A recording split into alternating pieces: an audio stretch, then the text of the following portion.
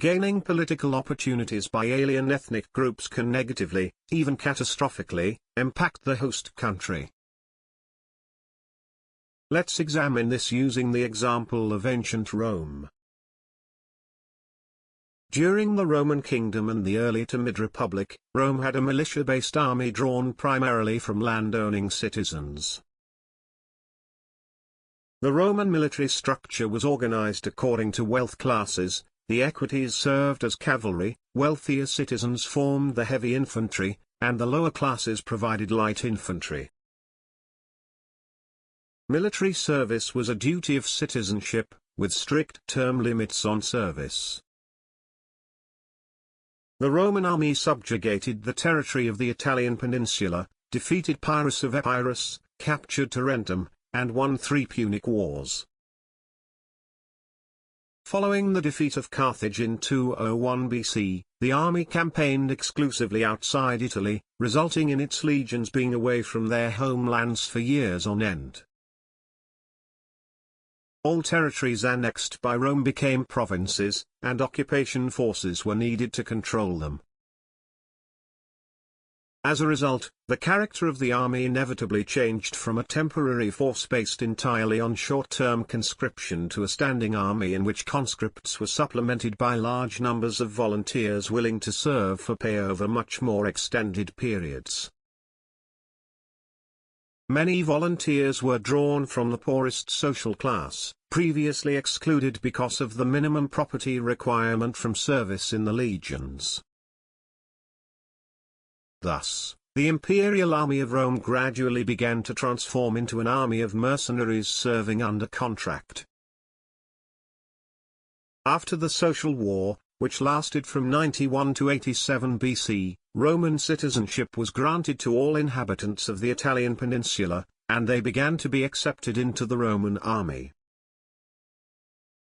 During Emperor Augustus's reign, the Imperial Roman army created auxiliary units that recruited free provincial subjects of the empire, called peregrines, who were not Roman citizens. Recruits to the auxiliaries were mainly volunteers rather than conscripts. The auxilia represented 3/5 of Rome's regular forces at the time. Thus, if during the Roman kingdom and early republic period, the army consisted of ethnic Roman citizens, it already consisted primarily of non-Romans during the Roman Empire. Although these ethnic changes strengthened the army, in the long run, they harmed the empire. Emperor Nero's tyranny caused the first civil war of the Roman Empire, also known as the Year of the Four Emperors. In 68 BC, Vindex, governor of Gallia Lugdunensis, Galba, governor of Hispania Tarraconensis, and Otho, governor of Lusitania, rebelled. Vindex called upon Galba to claim the empire. At the same time, under Governor Rufus's command, the legions of Germania Superior marched against the legions of Vindex, whom they met near Versantio.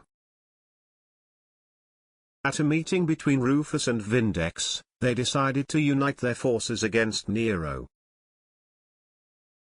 However, Rufus' legions ignored their commander's agreement and attacked Vindex's unprepared troops, of which up to 20,000 were killed, and Vindex committed suicide. On June 9, 68 BC, Nero committed suicide after the Senate declared him an enemy of the people of Rome and proclaimed Galba emperor. Galba began establishing strict discipline in the Praetorian Guard and came into conflict with Otho. As a result, Otho, with the help of the Praetorians, carried out a coup d'état, killed Galba and was proclaimed emperor. In January 69 BC, the legions of Germania Inferior revolted and proclaimed their commander Vitellius emperor. In the First Battle of Bedriacum, Vitellius defeated Otho, who committed suicide.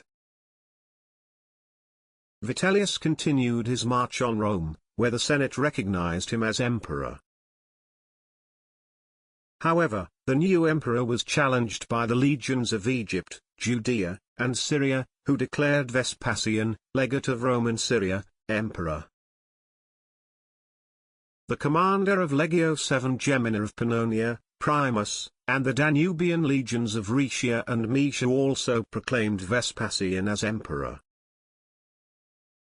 On October 24, 69 BC, Primus, together with the Danubian legions, defeated the legions of Vitellius at the Second Battle of Bedriacum. Primus's troops captured the Roman city of Cremona that same day without resistance. They plundered and burned the city and killed the inhabitants, citizens of Rome who were forbidden to be enslaved. Vitellius wanted to abdicate the throne in favor of Vespasian and retire to private life.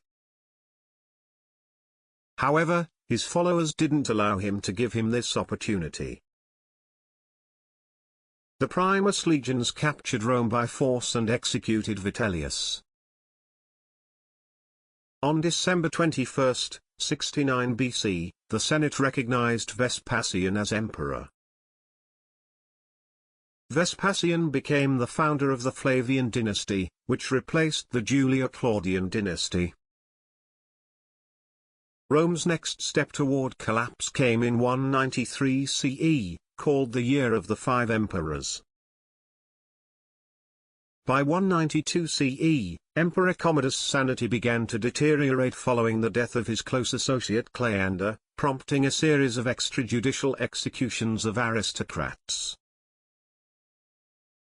On December 31, 192, Commodus was killed due to a conspiracy of nobles. The Praetorian Guard then proclaimed Pertinax, the urban prefect of Rome, emperor.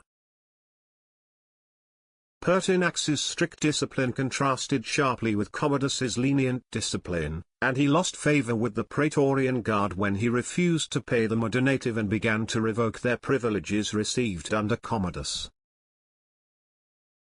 As a result, on 28 March 193 CE, Pertinax was killed by the Praetorians. After his death, the Praetorian Guard put the title of emperor up for auction, selling it to the highest bidder. Didius Julianus, who became the next emperor, won the Praetorian auction. Because Julian bought his position rather than acquiring it through traditional means of inheritance or conquest, he was highly unpopular with the Romans. Three authoritative generals, Pescennius Niger in Syria, Septimius Severus in Pannonia, and Clodius Albinus in Britain, each of whom could raise 3 legions, took advantage of Julian's crisis of confidence and refused to accept Julian's authority as emperor, and instead, each declared himself emperor. On June 2, 193 CE, Septimius Severus, whose legions were recruited mainly from the Thracians and Illyrians, captured Rome and executed Julian. Severus replaced the Praetorian Guard with 10 new cohorts recruited from the veterans of his Danubian legions. Niger, the rival of Septimius Severus, had a united army from legions of the empire's eastern provinces and fought Severus throughout the empire for 2 years. He finally lost the civil war during the Battle of Issus in 194 CE. Niger was captured and executed. Clodius Albinus of Britain was initially an ally of Septimius Severus. However, after the defeat of Niger, Albinus realized that Severus had decided to make himself the absolute master of the Roman Empire and rebelled. He crossed from Britain to Gaul with most British legions. On February 19, 197 CE, at the Battle of Lugdunum, Albinus' legions were defeated, and he was killed. Severus increased the Roman army by 3 legions. All legionaries were recruited from the inhabitants of the eastern provinces, so non-Roman ethnic groups dominated the army. Severus did not trust the Senate or the people of Rome, so he stationed part of the army on the Apennine Peninsula. Thus, the Roman army was no longer the army of the Romans and was hostile to the Senate and the Romans. In Cremona, the legionaries of the Roman army killed Roman citizens. The dominance of non-Romans in the legions resulted from the decline of patriotism among ethnic Romans who refused to be legionaries. Moreover, the Roman Empire's army was fragmented into regional groups, often hostile to each other. The Roman legions were loyal to their commanders but not to Rome. The time for the barracks emperors was approaching.